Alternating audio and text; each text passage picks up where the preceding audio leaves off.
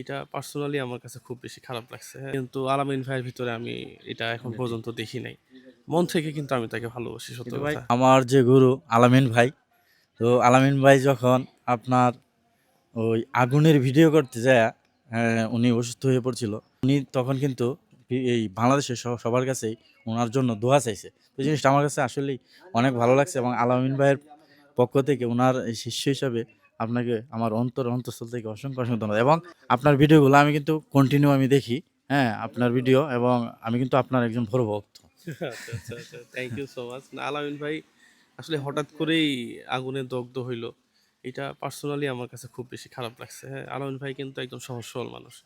আমরা অনেক কনটেন্ট ক্রিয়েটরের মাঝে অনেক ধরনের অহংকার, হ্যাঁ, দাম্ভিকতা এই সেই দেখি। কিন্তু আলামিন ভাইয়ের ভিতরে আমি এটা এখন পর্যন্ত দেখি নাই।